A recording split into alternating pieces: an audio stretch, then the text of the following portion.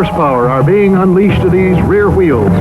Horsepower fed by nitromethane fuel, liquid dynamite.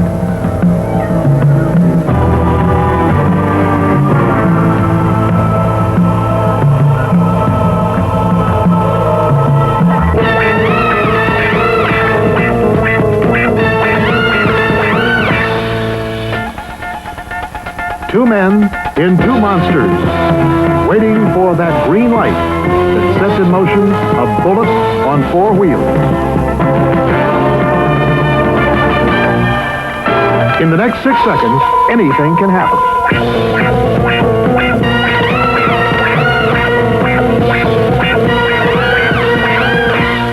Went through the lights at 225 and hit the guardrail and flipped over. When I woke up, the car was gone. It was destroyed.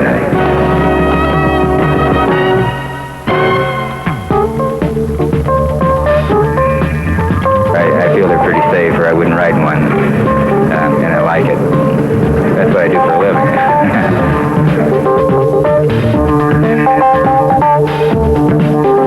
The car's worth $30,000. I don't know how much it'll cost to fix it yet. Drag racing, the ultimate in head-to-head speed competition. It's the U.S. National Drag Racing Championships, the top fuelers, funny cars, and motorcycles, and all the perils that speed brings.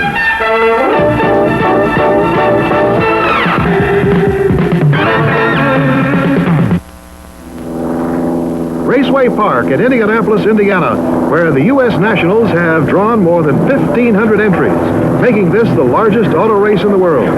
That's why 100,000 racing fans turn out each year for this classic. This is the 20th annual NHRA U.S. Nationals Championships. And we've had a record number of entries competing for a record purse. Nearly $315,000 and 1,500 entries competing for that amount of money. Hi, I'm Bill Fleming, welcoming you to this premier event in drag racing. Now, it's a rather cold and blustery and a rather dark day here in the state of Indiana. Makes us feel a little bit more like we should be covering a football game. And it's given the crews a particular problem because these are very temperamental machines and they've had to work overtime in getting them just right for these rather cold temperatures. We've had some surprises, we can tell you that. In fact, we know we're going to have one new national champion in the top fueler division. The defending national champion and twice the national champion, Gary Beck, has been eliminated. Let's see what happened to the defending champion, Gary Beck. He's there on the left, and as he poured the power into the rear wheels, the axle broke, and the right rear wheel came flying out. Gary Beck did a fantastic job of steering this snarling machine to a halt, as with the aid of the parachute, he avoided any disasters. And as you can see, Dale Funk went on to victory, eliminating Gary Beck. And Gary, after 4 days of competition, has been joined in the loser's circle by a lot of other big names in the top fuelers. Names like Jerry Ruth, Larry Dixon, Sarge Arciero, Carl Olson, and John Wiebe. Now we're getting ready for the quarterfinals of the funny cars. In the far lane, on the left side, young Billy Meyer of Waco, Texas, earlier turned in at 6:19, knocking 0.03 of a second off Don Prudhomme's old 6:22 mark. After that race, he went back to the pit area to do his own work. Very concerned about the crankshaft of this car. Therefore, they dropped the pan to inspect the shaft. It was okay. And so he said, all right, button it back up again, and we'll go on the line. And he's against a tough customer, Ed McCulloch of Fresno, California. But this 19-year-old from Waco, Texas, has a legion of followers right now as they move to B stage.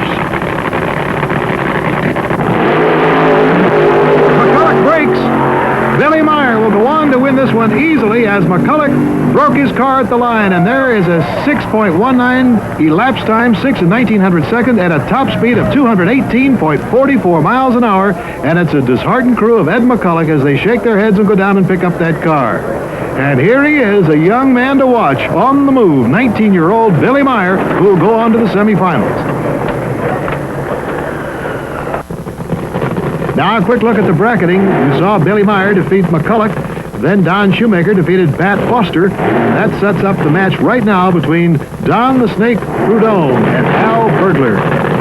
Prudhomme from Granada Hills, California, who won an unprecedented 4th U.S. Nationals Eliminator victory a year ago, is certainly a top-heavy favorite again this year.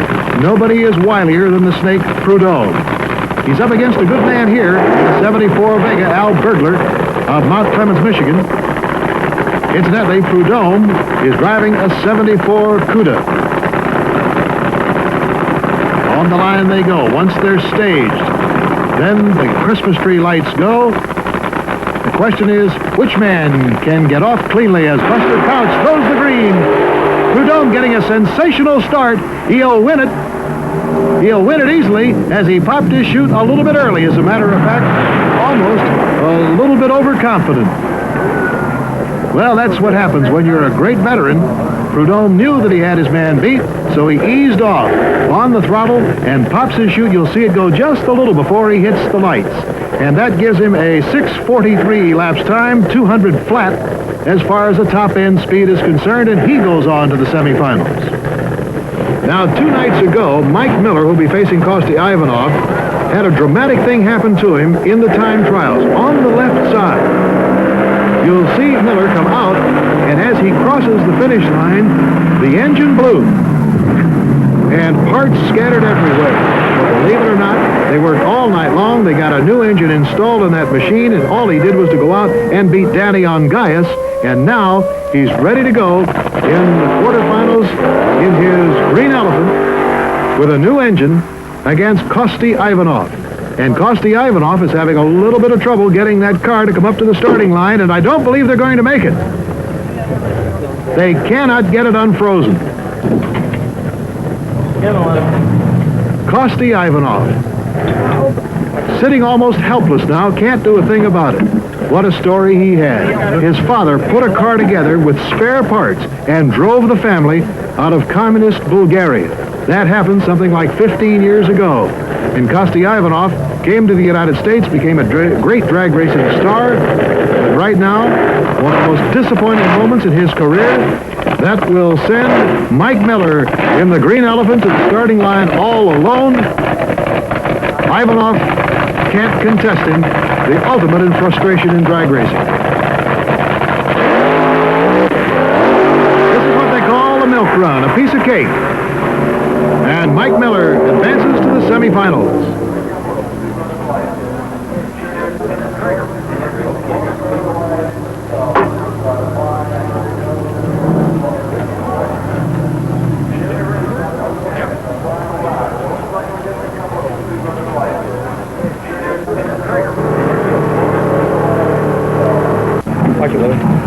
Back in the pit area, 19-year-old Billy Meyer lying on his back underneath his funny car, getting it ready for the semifinals. I got it, Ed. I got it. Right behind you, Fred. What's that?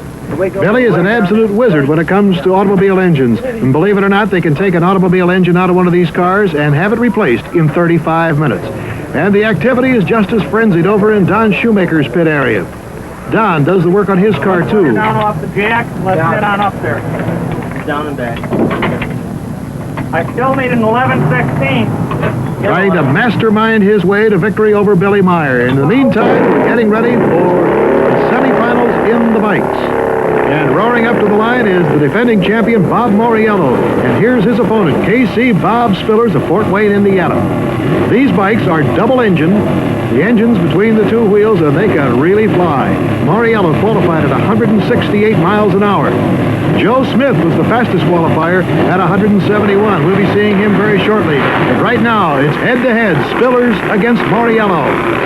And there's not much protection out there for the rider. Pretty tough to keep things in line. Earlier, we talked to Bob Moriello about it. Boy, reflexes have to be pretty sharp at 180 miles an hour when you're lying down. You have to be kind of a peculiar fella in order to do that. I would think that it would demand a great deal of courage to hurdle yourself behind one of these. Well, it's nice of you to say it, but I just don't think of myself as anybody special. It's just something I happen to do. While they're working on your bike here, getting it ready, well, what's the most difficult thing? I mean, like the first 50 yards or so? The most difficult thing is about the first 50 to 75 feet, I would say.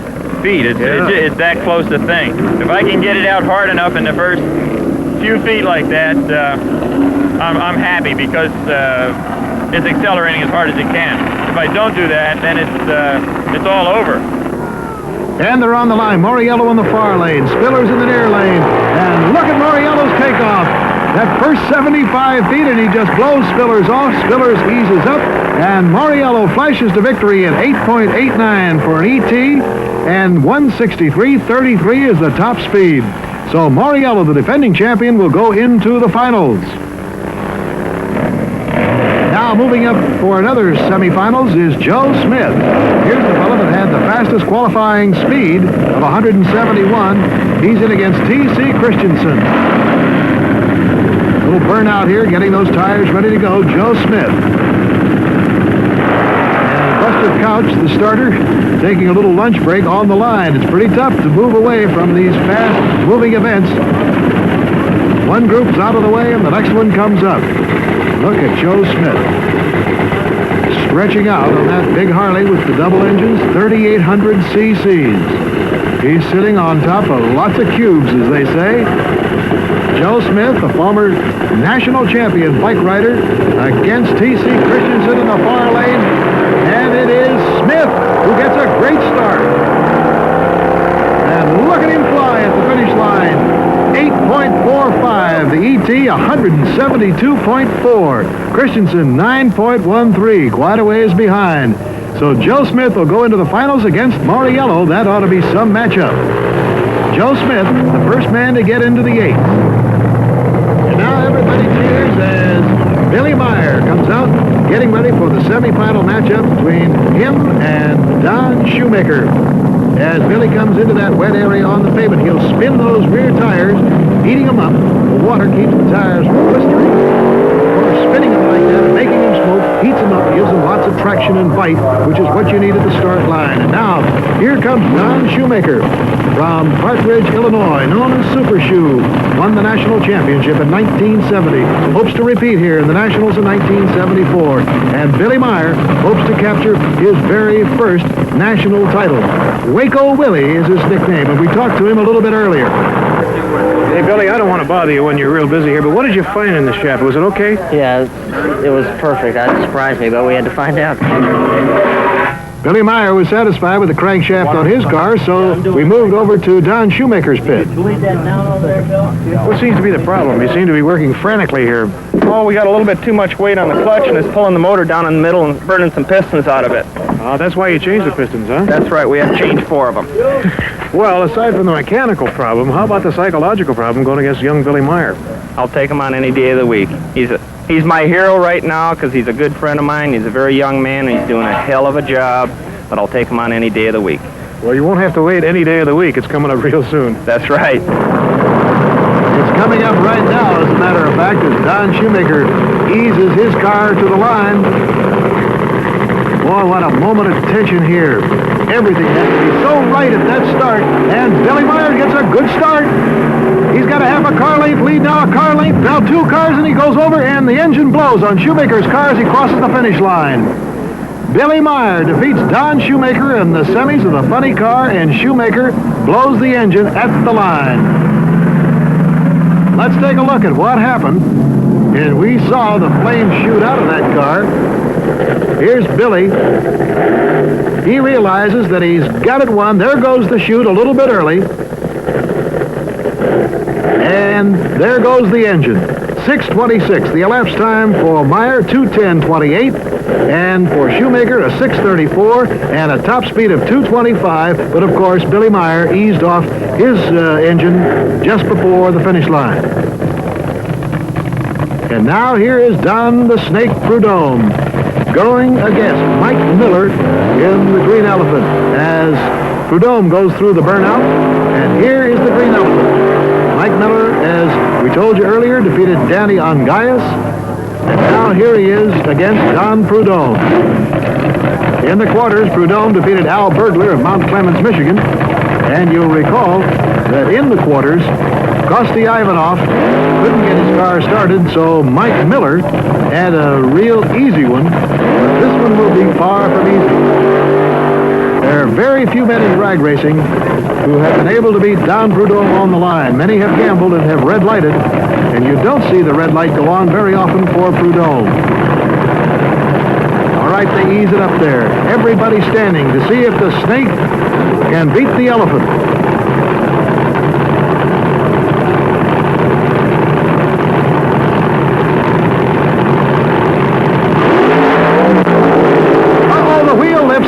The wheel lifts on Miller's car, and that's just enough to let Prudhomme sail on into the finish line. Mike Miller couldn't control it, and there it is, a victory for Prudhomme at 6:56 and 185 top speed. Mike Miller a 9:98, and Prudhomme will go against Billy Meyer in the final.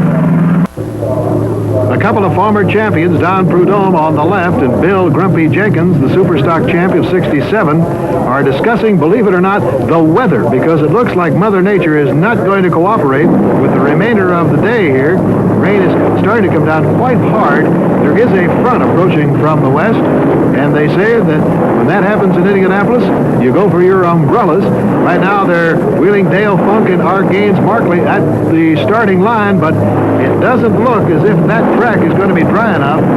Buster Couch, the official starter and the man who has the word, has indicated that it is all off. They cannot run, so they're shutting down, and Art Gaines Markley lifts the headgear, and it looks like we may have quite a lengthy delay here. A cold rain coming in from the north as many of the fans now are heading towards shelter. So right now, let's go to Jim McKay and Dick Button in Sapporo, Japan for the World Professional Figure Skating Champions.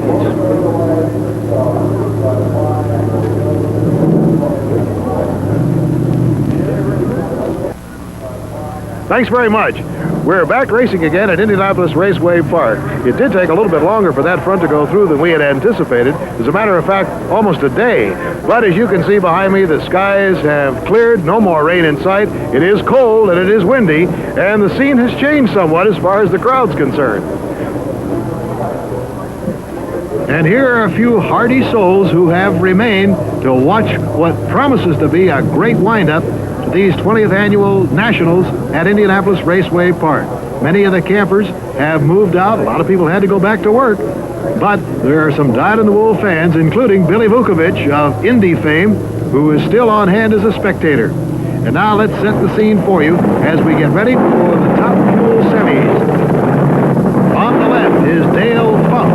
He comes from Valley Station, Kentucky in his Chrysler-powered AA Fueler. And he'll be up against R. Gaines Markley, who comes from Federal Way, Washington. Here's Funk. And now Markley. As they burn the tires in and get ready for the semis, the noise is deafening here as we get ready for what has to be a great showdown. Wheeling him back. R. Gaines Markley and Dale Funk. And this one, believe me, is really a toss-up. Both Chrysler-powered, both with more than 1,500 horsepower. Markley has knocked off Bruce Jarrett, Dwight Salisbury, and Larry Dixon. And Funk got here by eliminating defending champion Gary Beck, Bob Noyce, and then John Wiebe in a close one. So here we go. Markley in the purple slingshot, and it's a great start. It's dead even halfway. What a finish. They both popped the chutes about the same time, and look at this. The official winner is R. Gaines Markley. His ET is 6:18, and here's a quirk. Dale Funk's ET is 6:17, 1/100th of a second faster, so to speak. But remember, in drag racing, it's the man, providing he gets a clean start, who crosses the finish line first. So apparently Markley got just a step behind at the start, but he crossed the finish line in front, and so he goes on to the finals. And now, getting ready for Graham and Hughes. This will be quite a tangle. Marvin Graham comes from Oklahoma City, Oklahoma. And he'll be taking on Dwight Hughes from Selma, California. These are a couple of Donovan-powered machines. Just listen to them rattle.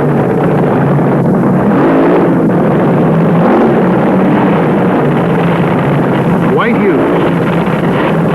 Hughes got here by getting past Paul Longnecker, Jeb Allen, and Ted Wolf, and Graham took out Gary Hazen, Hank Johnson, and Jim Herbert.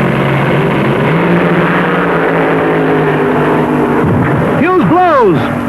Hughes blows, and Marvin Graham will win this semifinal. Dwight Hughes keeps that car right on line, but it looked like the entire top of the engine blew right off. It started apparently in the supercharger. The blower went, and what a burst of flame came out of there. Here's the ET, 618 for Graham at 231.36. Look at the heat waves come out on the replay now, and let's see what happened. There's a little puff of flame, and then everything just disintegrates. Incidentally, in the foreground, you see our remote-operated camera on that bench. We're very happy that nobody was manning it because look at the shrapnel heading in that direction. The entire head is flipping in midair.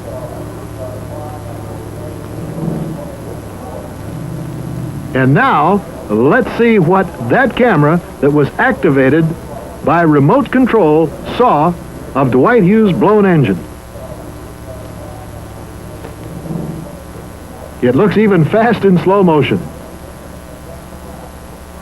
Well, everything's all right. Certainly okay as far as the driver's concerned. And there's another point for having the engine behind you and not in front.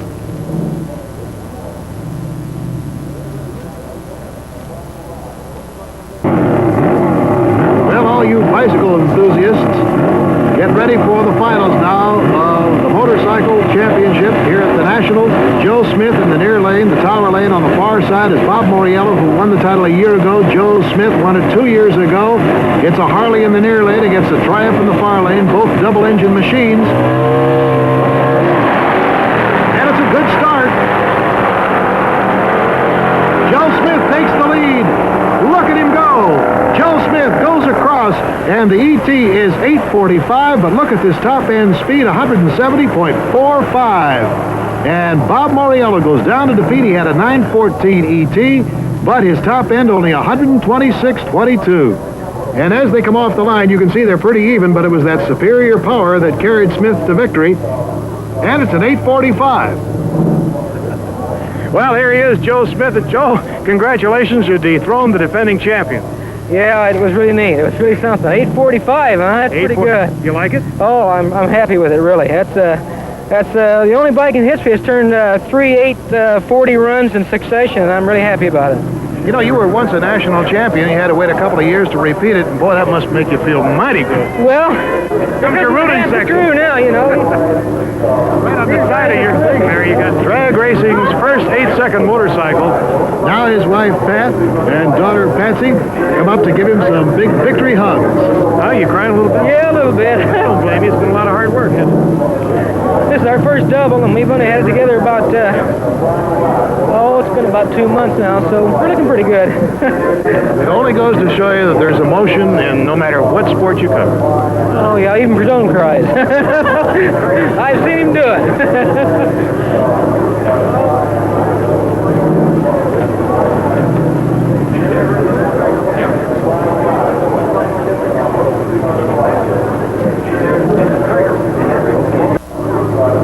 Don Prudhomme getting the best wishes of a couple of friends of his, Linda Vaughn and none other than A.J. Foyt.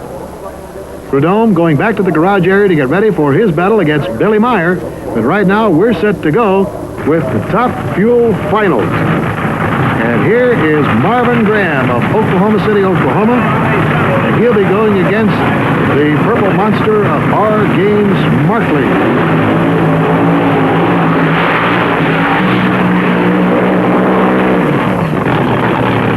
Here they come. This is the top of the line. The Top Fuelers. Now, before these men left the garage area, we were back there. We talked to both Marvin Graham and R. Gaines Markley. Probably a tough question to answer, but how many horsepower will one of these big Top Fuelers develop? There's really no way to really put one on a dyno and say they estimate around 1,800. Well, how do you feel about your opponent, Marvin? It's going to be tough. It's really going to be tough. You ready? I think so. Are you going to shave if you win? Yes. Yes, I am. So, from the Pacific Northwest area, from the state of Washington, R. Gaines Markley, as he moves to the line against Marvin Graham. Well, you don't have to say much here. The start, of course, is all important, but they only have 6 seconds to get down that quarter of a mile. And not much of a little steering wheel there to guide him down. It's just jump on it and go.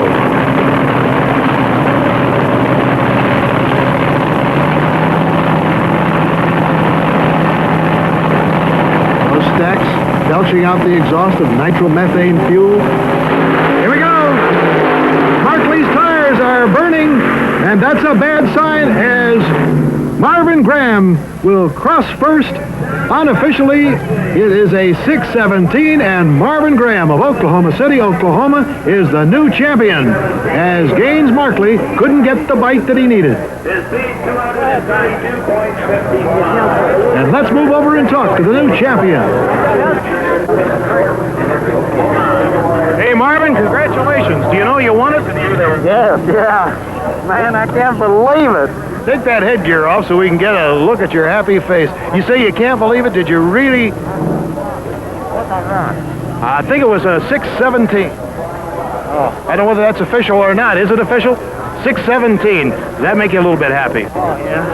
I was hoping it'd run a little quicker than that, but that's all it takes to win. That's good. I'm glad. You know, did you have an inkling that that this might have been your year?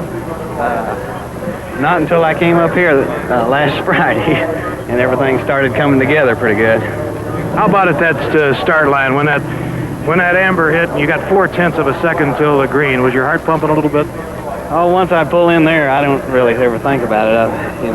I just do what I do every time, and it just works out. Great. What happened to Gaines? Well, let's take a look and see what happens to Gaines. We mentioned in calling the race that there was too much smoke coming out of those rear tires, and I think we're going to be able to see it again. Now, whenever the tires begin to smoke, it means that the tires are spinning, they're skidding, they're not getting the bite on the surface, and therefore they're not propelling that racer. Notice, for instance, how Marvin Graham is absolutely clean. Well, here he is, the champ Marvin Graham getting out of the car. A mighty happy man he is. What a great thrill to be named the national champion, and he'll reign for a year. And he'll be joined by these other national champions. In the stocks, it was Al Venus. He took the victory as Larry Peterson in the wagon, red-lighted. Tough break. Dwight Cox won in the super stocks. In the modified, it was Tim McDonald. The comp eliminator, the new champion, Bob Riffle. The pro comp, Ken Vaney. And a repeat champion in the pro stocks, Bob Glidden, who won when his opponent Don Nicholson red-lighted. And now we have one more champion to be named. The question is, who will it be in the funny car, Don Prudhomme or this youngster right here from Waco, Texas, 19-year-old Billy Meyer, who's working again frantically on his car, getting it ready to go to the finals against the Snake. And Don Prudhomme has things pretty well buttoned up. No activity in that pit. Billy, because you've got the lowest ET, you've got your choice of lanes. Which have you chosen? Unless anybody breaks, I'll probably take the right lane. I made a run early this morning, just about 100 foot, and the car hooked up good. I think that's the lane I'll take. Seems to be the right lane for the funny cars is the best one. It does. What's funny is that the top fuel car is taking the left lane. So really, that kind of shows they're both about the same. Just looks to me like the left lane shakes too much with the funny car. Well, we're moments away from Billy putting the top on his car. Let's talk to Don Prudhomme. Well, Don, we found out from Billy that he wants the right lane. That means the left one's for you, the tower lane. How do you feel about it? Well, I still feel pretty good about it. Billy's running awfully good, and of course, Low E.T. The previous round has his choice of lanes, but I feel all right. The left lane looks plenty good, and we worked on the car all night last night, and the rain kind of saved us today, or I should say yesterday. Is there any psychology that you might work on your younger opponent?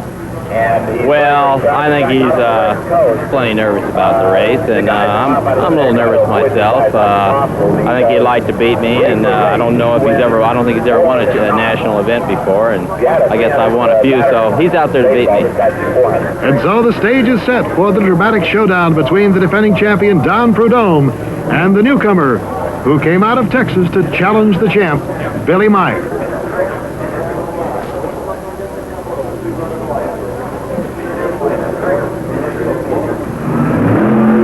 And now we're ready this classic confrontation between the veteran, Don Prudhomme, in his 74 Cuda, burning it out right now, and the rookie from Waco, Texas, Waco Willie, in his 74 Mustang. Billy Meyer has never gotten this far before in a meet of this stature. Don Prudhomme has been a 4-time national champion. And the question is, which of these two is going to win in this shootout? Neither one can afford to get off the line too soon because he would red light and automatically be eliminated. Billy Meyer, hands on the wheel.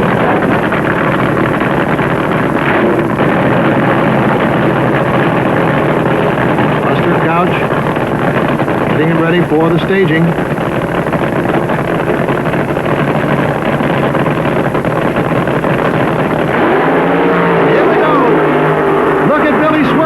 That's enough to cost him the race as Don Prudhomme goes across the finish line in 6.33 elapsed time.